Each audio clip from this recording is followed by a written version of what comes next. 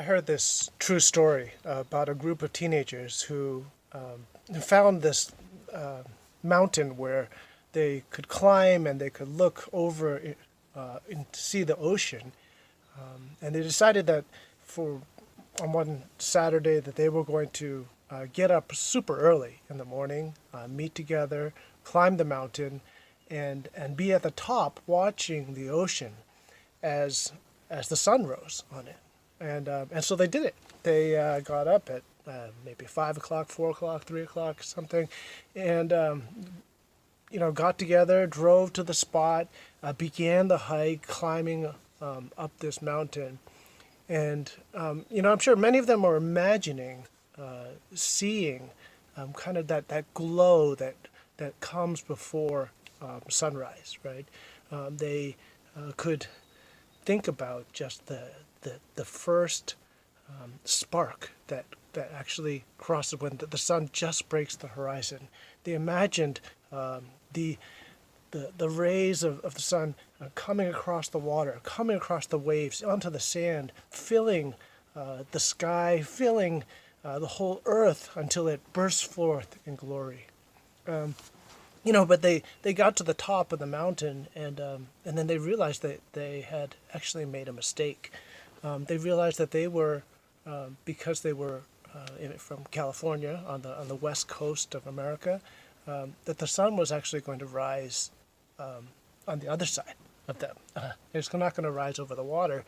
It would set over the water. I'm a pretty early riser myself, and I thought, hey, it'd be great to get maybe a time lapse of the sun.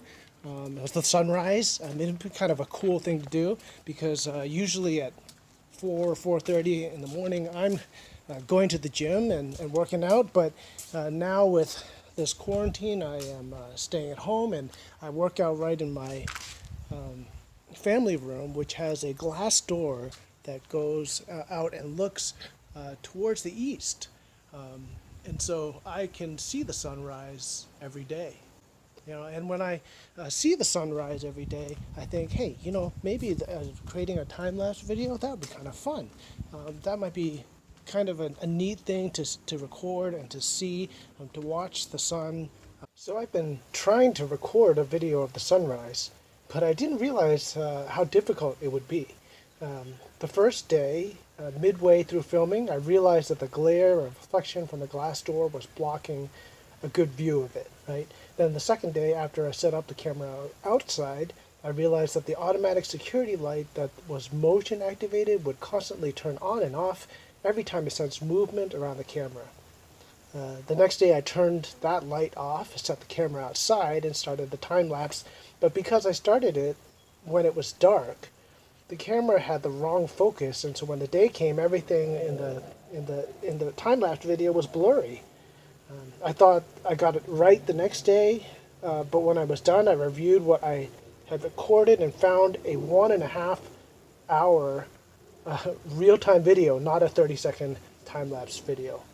The next day, it started to rain halfway through it, and the day after that, I thought I got it all right, but the sun never came out. It was just clouds and clouds and more clouds until I gave up and turned it off. I think sometimes this is kind of how we look at our own spiritual life with God, right?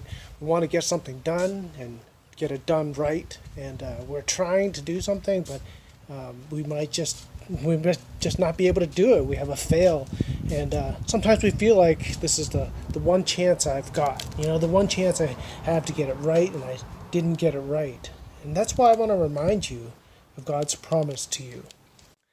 There's a book in the Bible called Lamentations, and in chapter 3 of this book it says this: "Because of the Lord's great love, we are not consumed. For his compassions never fail. They are new every morning. Great is your faithfulness." See, you may have messed up. You have chosen to do things your own way instead of trusting in God. You've made decisions you've regretted. You've thought about or done or said things that you wish you could take back or undo. But the Bible says that God's love and his compassion is great. It's new every morning. And in the same way that I knew that tomorrow would give me another opportunity to film this sunrise, you should also know that each day, each moment, when you come back to God and say, I'm sorry, I want to live for you, that His grace and His love covers you. And I think what's so amazing about this passage is that, it reminds us that God's great love is what protects us, His compassion for us, it never fails. That this love and this compassion, it's new every morning. But the last part of these verses also tells us why this is true. And it's not true because, I've gotten everything right or you've been the good person you're supposed to be. It's true because God's faithfulness is great. The verse itself says, great is your, God's faithfulness.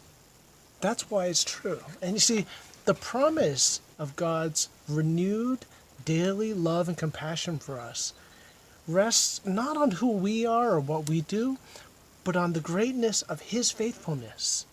And of course, that faithfulness is most clearly shown through His sacrifice of Jesus coming to die on the cross, to set us free to be the people that He created us to be. It's because of that death that you can live. And that faithfulness is what makes you want to live faithfully to who God called you to be. And I hope that you will grow in that. This week, may you live with this truth in mind. It is because of the Lord's great love that we are not consumed. For His compassions never fail. They are new every morning. They are new every morning. Great is your faithfulness. Great is your faithfulness.